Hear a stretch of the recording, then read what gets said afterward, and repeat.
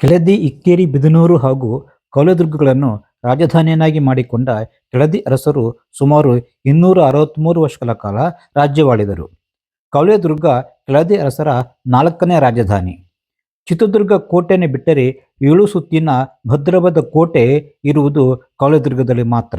ಕೆಳದಿ ಅರಸರು ಈ ಕೋಟೆಯನ್ನು ರಕ್ಷಣಾ ಸ್ಥಳವನ್ನಾಗಿಯೂ ರೂಪಿಸಿಕೊಂಡಿದ್ದರು. ಗ್ರಾಮ ರಕ್ಷಣೆ ಮತ್ತು ದುರ್ಗ ರಕ್ಷಣೆ ಎರಡನ್ನೂ ಹೊಂದಿರುವುದನ್ನು ಭುವನಗಿರಿ ಕೋಟೆ ಎಂದೂ ಕರೆಯುತ್ತಿದ್ದರು.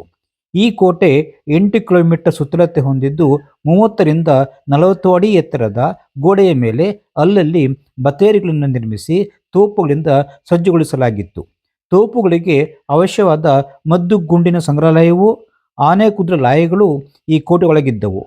ಇಂತಹ ಅಭೇದ್ಯ ಕೋಟೆಯ ರಕ್ಷಣೆಗೆ ಹಾಗೂ ಯುದ್ಧ ಕಾಲದಲ್ಲಿ ಬಿದನೂರಿನ ಮೂಲ ದಂಡಿಗೆ ಸಹಾಯ ಮಾಡಲು ಸದಾ ಸನ್ನದ್ಧವಾಗಿರುವ ಸೈನಿಕ ದಂಡೆ ಇಲ್ಲಿತ್ತು.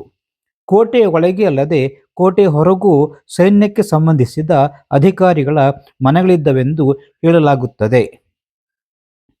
ಇಲ್ಲಿರುವ ಖಡ್ಗ ಕೌಲದುರ್ಗದ ಸೇನಾ ಮುಖ್ಯಸ್ಥರೊಬ್ಬರ ಖಡ್ಗವಾಗಿದ್ದು, ಹಲವು ಯುದ್ಧಗಳಲ್ಲಿ ಭಾಗವಹಿಸಿದ್ದ ಆ ಸೇನಾ ಮುಖ್ಯಸ್ಥರ ಮನೆ ಗ್ರಾಮಕೋಟೆಯ ಭಾಗದಲ್ಲಿತ್ತೆಂದು ಹೇಳಲಾಗುತ್ತದೆ.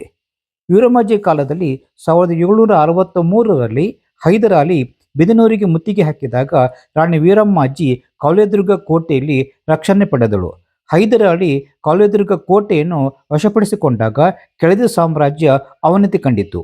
ಆ ಸಂದರ್ಭದಲ್ಲಿ ಶತ್ರುಗಳಿಂದ ಬೆಂಕಿ ಹಚ್ಚುವುದು, ಸುಲಿಗೆ ಮುಂತಾದ ಘಟನೆಗಳು ನಡೆದಾಗ ಯುದ್ಧ ಕಾಲದಲ್ಲಿ ಭಾಗವಹಿಸಿದ ಆ ಸೇನಾ ಮುಖ್ಯಸ್ಥರು ಕಿರುಕುಳ ಸಹಿಸಲಾಗದೆ ಈ ಖಡ್ಗದೊಂದಿಗೆ ಕೌಲದುರ್ಗವನ್ನು ತೊರೆದರೆಂದು ಹೇಳಲಾಗುತ್ತದೆ.